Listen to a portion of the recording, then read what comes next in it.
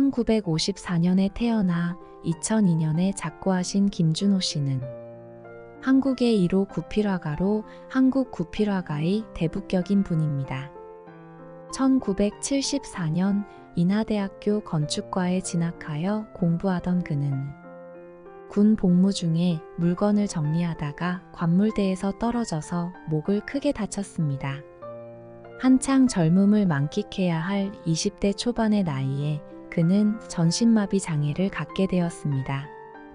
그는 오직 천장만 쳐다보면서 손가락 하나 움직일 수 없게 된 자신의 기막힌 현실 앞에서 분노와 절망에 허덕이며 보훈병원에 누워 있었습니다. 그런데 그런 김준호에게 기적 같은 일이 일어났습니다. 하나님을 믿으면서 그의 마음이 서서히 안정을 되찾았습니다. 하나님의 은혜를 깨달아 입을 열 때마다 하나님 감사합니다 하는 그의 모습에 감동한 한 간호실습생 아가씨가 그를 사랑해서 결혼까지 하게 된 것입니다. 그리고 기적은 거기에서 그치지 않았습니다. 그녀의 도움으로 입을 움직일 수 있었던 그는 입에 붓을 물고 그림을 그리고 글씨를 쓸 수 있게 된 것입니다.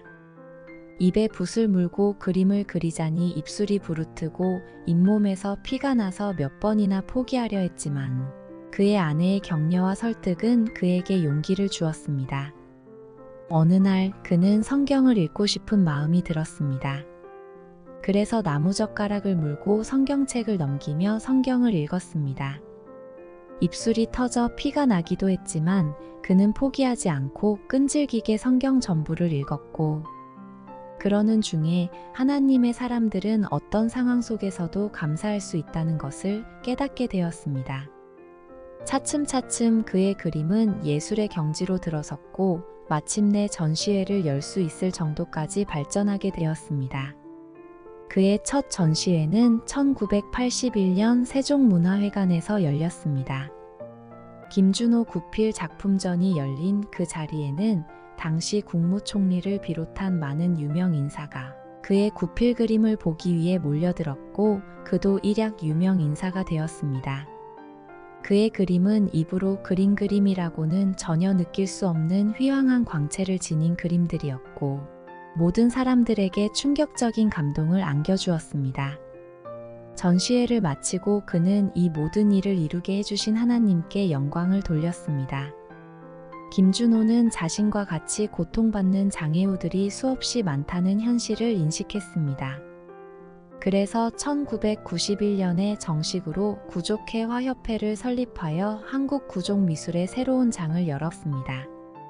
김준호는 그림 한 장을 그리고 나면 목을 가누기도 힘들어서 며칠 동안 기절한 듯이 삶을 살면서도 미국과 일본을 비롯한 해외 전시에도 힘을 기울였습니다.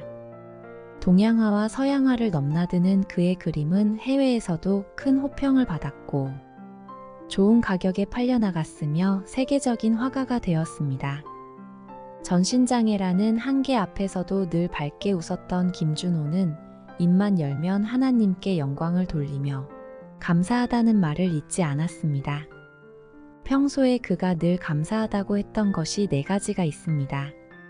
첫째는 내가 전신마비 환자가 되었기 때문에 주님을 영접하고 믿게 된 것이 무엇보다 감사하다.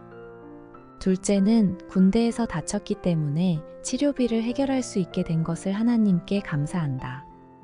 셋째는 보훈병원에 입원하는 중에 간호사였던 지금의 아내를 만나게 된 것을 감사한다. 넷째는 남들이 하지 못하는 구필화가가 될 수 있었던 것이 감사하다. 그는 가는 곳마다 하나님께서 내게 베푸신 은혜를 생각할 때마다 감사하지 않을 수 없습니다. 라고 고백하며 하나님께 영광을 돌렸습니다. 전신마비라는 참혹한 환경은 누구나 원치 않습니다. 그러나 때때로 하나님께서는 이를 통해 하나님의 살아계심을 나타내시고 하나님의 사랑과 은혜를 보여주십니다. 그래서 참혹함을 당한 자뿐 아니라 그를 보는 모든 사람들로 하여금 하나님께 감사하고 찬양하며 소망을 갖도록 인도해 주시고 있습니다. 그러므로 우리는 항상 어려움 중에도 소망을 바라보며 믿음으로 감사하는 사람이 되어야 하겠습니다. 여호와께 감사하라. 그는 선하시며 그의 인자하심이 영원함이로다. 너희는 이르기를 우리 구원의 하나님이여 우리를 구원하여 만국 가운데에서 건져내시고 모으사 우리에게 주의 거룩한 이름을 감사하며 주의 영광을 드높일지어다. 감사합니다. 어려운 환경 속에서도 감사의 태도를 잃지 마시고 하나님을 향한 소망을 굳게 붙드시기 바랍니다.